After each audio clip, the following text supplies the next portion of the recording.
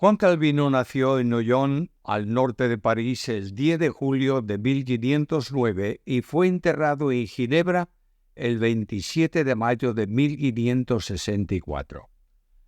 Es uno de los grandes teólogos de la Reforma, hasta el punto que muchas doctrinas fundamentales de la Iglesia evangélica se identifican con él, recibiendo el título de calvinismo.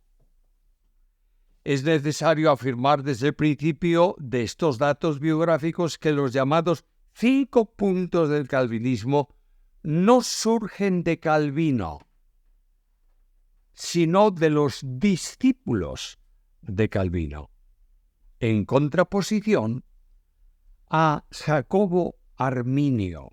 De modo que los que siguieron a Calvino de una forma más directa son los que establecieron los 5 puntos del llamado calvinismo, sus discípulos. Calvino fue un joven excelente, capaz, famoso en sus estudios y enormemente religioso desde su juventud.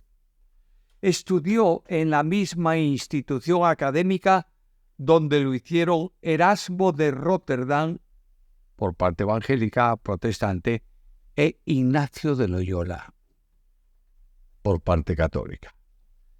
Fue enviado por su padre a la Universidad de París para estudiar humanidades y derecho. Su padre tenía el deseo de que ese joven, hijo suyo, estudiase leyes y se doctorase en derecho, como ocurrió en Orleans. ¿Cuál fue la conversión de Calvino? No se sabe con certeza cuándo y cómo ocurrió, pero lo que produjo un cambio real en Calvino fue el discurso de Nicolas Cop, rector de la Universidad de París y amigo personal de él, que pronunció en la apertura del año académico, donde habló con notable influencia de Erasmo y de Lutero. En ese discurso defendió la doctrina de la justificación por la fe, a la vez que protestó contra los ataques y persecuciones de quienes disentían de la tradición eclesial. Ese discurso causó tal impacto en la universidad y en otros sectores que el Parlamento francés inició un proceso contra él. Entonces comenzó a correr el rumor de que la mano de Calvino estaba detrás de su redacción, y aunque no lo fuera directamente, no cabe duda que el pensamiento suyo estaba incluido en el discurso de su amigo. Un amigo suyo del Parlamento le envió un mensaje de que tanto él como su amigo escapasen de Francia porque el rey francés presionaba al Parlamento para que fuesen condenados a muerte los dos. Con poco más de 20 años, Calvino adoptó los puntos de vista de Lutero. Negaba la autoridad de la Iglesia Católica Romana como si tuviese autoridad divina, negaba la sucesión apostólica y daba plena autoridad e importancia a la Biblia. Calvino tenía como única regla rectora la sola fe, la sola gracia y la sola escritura. De forma especial, Calvino estudió la doctrina de la gracia como asiento, razón y modo de salvación. Mientras que Martín Lutero dedicó todos sus esfuerzos a la justificación por la fe, Calvino desarrolló esa doctrina uniéndola, vinculándola a la doctrina de la gracia. De ahí derivó su deseo de escribir una verdadera teología reformada que materializó en el libro La institución de la religión cristiana. Calvino y Ginebra. La Reforma tradujo comentarios, hizo circular libros, pero generó una tremenda tensión entre los que eran católicos y los reformados. Ello causó la explosión del protestantismo, especialmente en Ginebra, donde fue expulsada literalmente de la ciudad la Iglesia Católica Romana. El 21 de mayo de 1536, Calvino consiguió la institución de la teocracia como gobierno en Ginebra, en la que todos aceptaban vivir según el Evangelio y la palabra de Dios. Esto abrió las puertas para la unión del Evangelio y la Biblia al gobierno creado en el Cantón de Ginebra. Y se estableció Calvino en Ginebra como lector de la Santa Escritura en la iglesia de San Pedro. Pero no se limitó a esta obra, sino que a fines de 1536 viajó a Lausanne para participar en un debate auspiciado en esa ciudad con el propósito de decidir cuál religión debía predominar en el territorio de Berna, si la protestante o la católica. La catedral de Lausanne estaba abarrotada de personas para esa discusión. Farel fue el primero en hablar y durante una semana presentó 10 tesis que eran rebatidas por el lado católico, quienes acusaron a los protestantes especialmente de ignorar la tradición de los primeros padres de la Iglesia sobre el asunto de la presencia de Cristo en el pan y en el vino, es decir, la transustanciación del partimiento del pan. Calvino se sintió afectado por tales afirmaciones y salió, aunque no estaba invitado a la defensa de la fe. Durante mucho tiempo él había estado estudiando los primeros padres de la Iglesia, por tanto, se levantó y empezó a refutar al orador católico.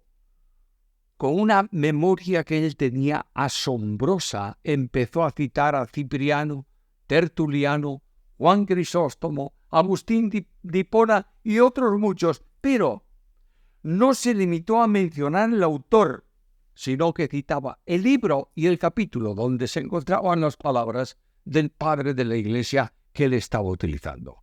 Eso asombró a todos. Hablaba con una precisión y de una forma tan intachable que cuando terminó, la multitud aclamó al joven orador. Muchos sacerdotes católicos se retractaron y confesaron su decisión de abandonar las doctrinas erróneas que habían estado enseñando. De modo que 120 sacerdotes y 80 monjes se sumaron públicamente a la Iglesia evangélica, que pasó a ser la religión oficial en esos territorios. Exilio. Debido a la propuesta que él formuló de que quienes no creyesen en la fe fuesen excomulgados, no podemos olvidar, hago un paréntesis aquí, que los reformadores venían de un contexto socio-religioso determinado, de manera que no podían abandonar aquello que no habían estudiado. Lutero no abandonó la presencia de Cristo en el pan y en el vino. El bautismo de niños, por una razón, porque no tuvo tiempo para estudiar eso.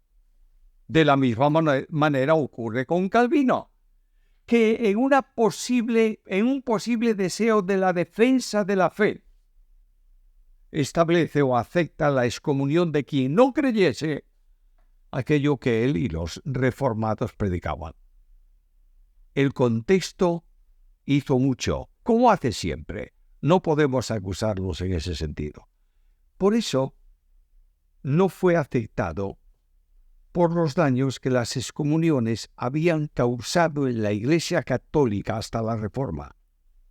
Debido a estas circunstancias, Calvino salió de Ginebra y se dirigió a Berna, donde se inició una discusión sobre ese mismo asunto, y como no se llegó a ninguna conclusión, Calvino y Farel tomaron rumbo a Basilea, a donde llegaron a finales de mayo de 1538.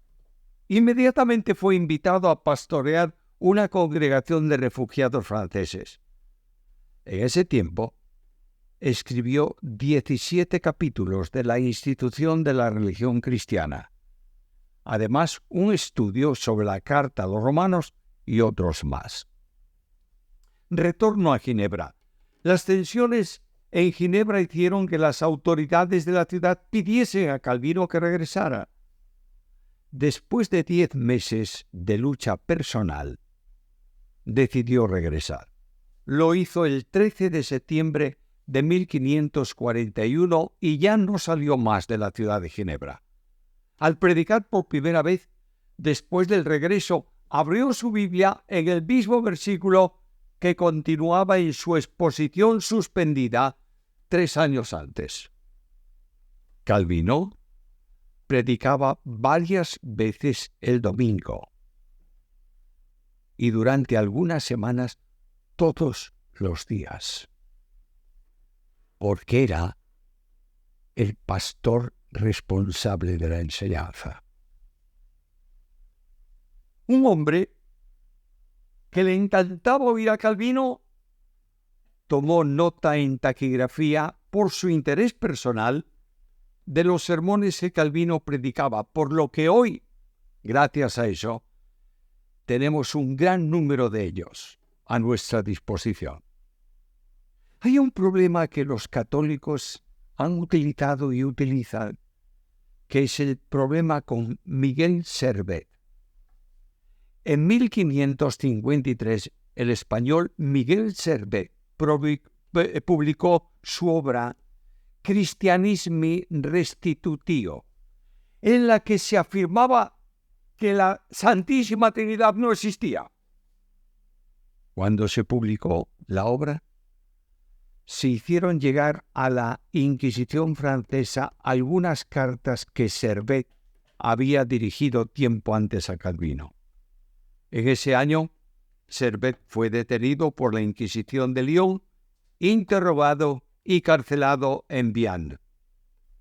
El 7 de abril se escapó y partió en dirección a Italia, y durante el camino hizo escala en Ginebra, donde fue reconocido, detenido y juzgado por herejía. Acusado de negar la Trinidad, los cantones de Zúrich, Schaffhausen, Berna y Basilea condenaron a Servet a morir en la hoguera.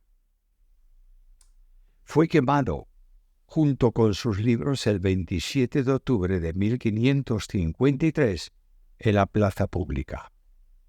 Muerte de Calvino.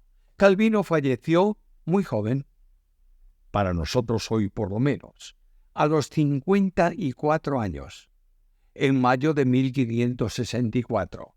Su cuerpo fue expuesto al público y la enorme afluencia de visitantes que llenó el lugar donde estaba el cadáver hizo que los reformadores de la ciudad temieran ser acusados de promover la veneración a los santos muertos, por lo que fue enterrado al día siguiente en una tumba anónima en el cementerio de los Reyes en Ginebra. Se desconoce todavía hoy la ubicación de la tumba, pero en el siglo XIX se colocó una lápida en el lugar donde tradicionalmente se acepta como sitio donde fue sepultado, y ahí permanece. Ahora, ¿cuál es la doctrina de Calvino?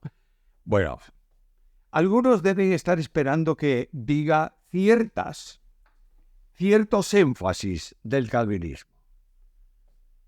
Pero quiero deciros, sin lugar a ninguna duda, que el teólogo más destacable y más firme de toda la Reforma fue Juan Calvino.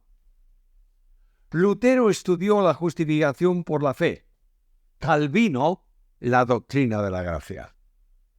En síntesis, el pensamiento de Calvino se puede expresar así: el hombre es un ser reprobado, en el sentido de que no puede hacer nada para alcanzar por sí mismo la salvación. Dios hizo la obra salvadora otorgándola por fe a todo aquel que cree, no importa quién sea, entendiendo que tanto la fe como la gracia proceden de Dios. Porque por gracia sois salvos por medio de la fe, y esto no es de vosotros, es don de Dios, no por obras, para que nadie se gloríe. Efesios capítulo 2, versículos 8 y 9. En todo cuanto tiene que ver con la salvación, solo Dios puede operar, porque la salvación es de Dios. Salmo 3.8, Jonás 2.9. En la cruz Cristo no murió a favor del pecador solamente, sino ocupando su lugar. La salvación, una vez recibida por fe, no puede perderse. Y la perseverancia de los fieles es una operación que la gracia produce en el creyente, y no esfuerzo personal de éste. Porque Dios es el que en vosotros produce el querer y el hacer por su buena voluntad. La regeneración de corazón permite al hombre, contrario a Dios, rebelde por naturaleza, que se someta a la voluntad de Dios. Y Dios dijo: quitaré de ellos el corazón de piedra y les daré un corazón de carne, es decir, quita el corazón insensible y pone un corazón sensible. Y escucha lo que dice: y haré yo, dice Dios, que guarden mis mandamientos, cumplan mis preceptos y los pongan por obra. Mis queridos amigos, será bueno en este tiempo del 510 aniversario de la Reforma que reflexionemos sobre la dimensión del conocimiento de la fe bíblica en nuestras iglesias evangélicas. Vivimos un tiempo de enorme crisis en la enseñanza bíblica que ha sido sustituida por mensajes motivacionales, alentadores y no sé cuántas cosas más.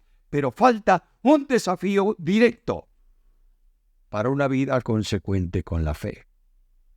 Se abren puertas a tolerancia con el pecado. Se cubren aquellos que de alguna manera están vinculados al liderazgo. Se manifiesta una falta de interés por la lectura de la palabra. Dios te llama y me llama a mí a un retorno sin condiciones a la Escritura. Que ella sea la norma y orientación de la vida cristiana. ¿Cuánto tiempo estamos dando diariamente como individuos a la Biblia? ¿Qué se está haciendo en las iglesias para predicar la palabra? ¿Cuál es el compromiso de vida santa conforme a lo que ellas determinan frente al escándalo de cientos de líderes en el mundo evangélico de hoy, arruinados por caídas morales? Los tres principios singulares de la Reforma deben ser recuperados en toda su dimensión. La sola fe como instrumento para recibir la salvación depositándola en el Salvador. La sola gracia como la verdad de que nada es posible en cuanto a salvación fuera de ella y que ella es la que sostiene la vida cristiana, que nadie ni nada puede hacer que un salvo se pierda, porque la gracia de Dios garantiza su eterna seguridad de salvación. Recuperemos también la sola Escritura. Nada puede ser comunicado con autoridad y hacerse autoritario para la vida del creyente si no es tomado y sustentado con la Escritura. La amonestación de Salomón es necesaria hoy. Toda palabra de Dios es limpia. Él es escudo a los que en él esperan. No añadas a sus palabras para que no te reprenda y seas hallado mentiroso. Proverbios 30, 5 y 6. Así lo advertía Dios mismo, por medio de Moisés. Cuidarás de hacer todo lo que yo te mando. No añadirás a ello, ni de ello quitarás. Deuteronomio 32. Que Dios nos permita, en esta reflexión, descansar definitivamente en su gracia.